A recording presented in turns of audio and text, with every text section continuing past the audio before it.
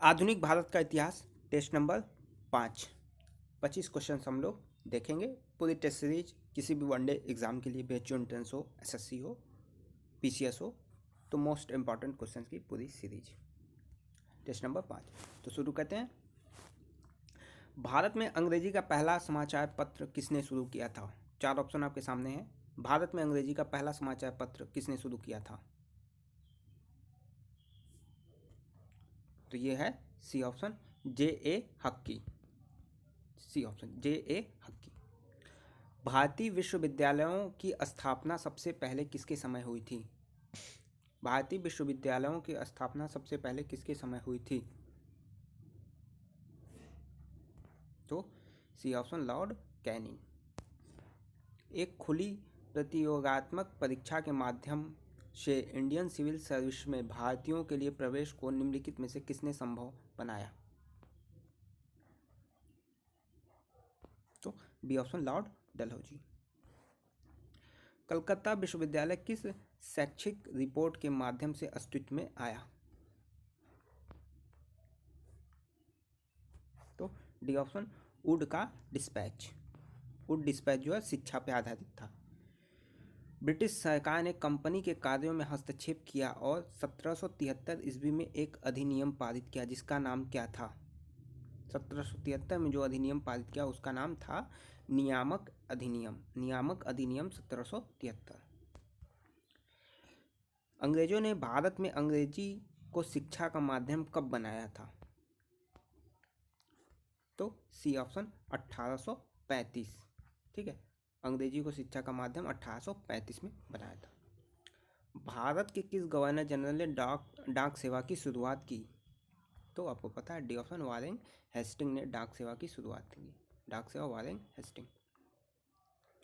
कौन से governor general ने भारत में अंग्रेजी को शिक्षा का माध्यम बनाने का निर्णय लिया था? तो D option, Lord William Bentinck. Lord Cornwallis को के लिए जाना जाता है? किसके लिए लॉर्ड कॉर्नवालिस को जाना जाता है?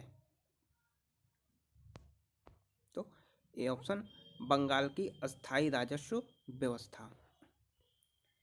निम्नलिखित में से कौन शिक्षा कार्यवृत्ति की रचना के लिए विख्यात हुआ? तो बी ऑप्शन, लॉर्ड मैकाले। सांप्रदायिक निर्वाचन क्षेत्रों की पद्धति की शुरुआत भारत में किसने की? सांप्रदायिक निर्वाचन क्षेत्रों की पद्धति की शुरुआत भारत में किसने की? तो बी ऑप्शन, 1909 में मार्ले मेंटो जो सुधार था उससे जो है निर्वाचन क्षेत्रों में सुधार हुई सांप्रदायिकता के आधार पे। भारत में एशियाटिक सोसाइटी जो 1784 में स्थापित हुई के प्रवर्तक कौन थे? एशियाटिक सोसाइटी के प्रवर्तक थे B, Sir William Jones. Bharat की शासन व्यवस्था में पहली बार प्रतिनिधि एवं लोकप्रिय तत्व को समाविष्ट करने का प्रयास किस माध्यम से किया गया? तो बी, 1892 था भारतीय परिषद अधिनियम 1892। भारतीय सिविल सेवा में चुने गए पहले भारतीय कौन थे? इंपॉर्टेंट क्वेश्चन पूछा हुआ प्रश्न है। तो ये थे ए ऑप्शन, सुरेंद्रनाथ बनर्जी। निम्नलिखित में से किस उद्देश्य से साइमन कमीशन का गठन किया गया? साइमन कमीशन या जिसे व्हाइट कमीशन भी कहा गया है, तो साइमन कमीशन किसके लिए किया गया? B option. निम्नलिखित में से किसके द्वारा सती प्रथा पर रोक लगाई गई? सती प्रथा पर रोक लगाई गई।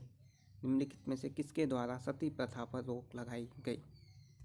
तो C option, Lord William Bentinck. Swami Dayanand Saraswati का मूल नाम था? स्वामी दयानंद सरस्वती का मूल नाम था? तो डी ऑप्शन, मूल शंकर। वायसराय द्वारा नियुक्त किए गए हंटर कमीशन ने निम्नलिखित में से किसके विषय पर तहकीकात की थी? तो सी ऑप्शन, जलियांवाला त्रासदी। 1909 के इंडियन काउंसिल एक्ट का एक अन्य नाम है? तो 1909 में मार्ले मेंटो सुधार आया था। तो सी ऑप्शन। ब्रिटिश क्राउन ने ईस्ट इंडिया कंपनी से भारत पर प्रभुसत्ता किस वर्ष प्राप्त की थी? बहुत ही आसान क्वेश्चन है। B option, 1858। 1857 की जो क्रांति हुई थी उसके बाद ब्रिटिश क्राउन ने भारत की सत्ता जो है अपने हाथों में ले ली थी। ईस्ट इंडिया कंपनी को हटा दिया था 1857 की क्रांति के बाद, यानी 1858 में ब्रिटिश क्राउन ने सीधे सत्ता जो है अपने हाथों में ले ली थी। तो बी ऑप्शन। राजा राम मोहन राय ने किसके विरुद्ध एक ऐतिहासिक आंदोलन का आयोजन किया था? तो सती प्रथा के लिए जाना जाता है राजा Ram Mohan Roy, Lord William Bentinck. ठीक, तो सती प्रथा के लिए। ब्रह्म समाज के संस्थापक थे, ब्रह्म समाज के संस्थापक थे। 4 ऑप्शन आपके लिए है। तो कौन है? राजा राम मोहन राय ब्रह्म समाज के संस्थापक थे। आर्य समाज की स्थापना किसने की थी? आर्य समाज की स्थापना की थी स्वामी दयानंद सरस्वती ने।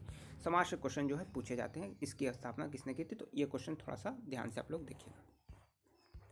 द्वैध शासन किस गवर्नमेंट ऑफ इंडिया एक्ट द्वारा लागू किया गया था? द्वैध शासन किस गवर्नमेंट ऑफ इंडिया एक्ट द्वारा लागू किया गया था?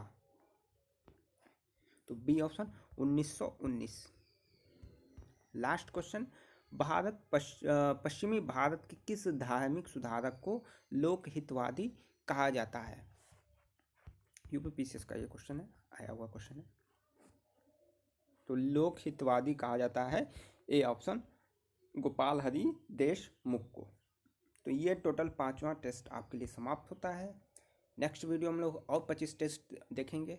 पूरे टेस्ट को देखिए।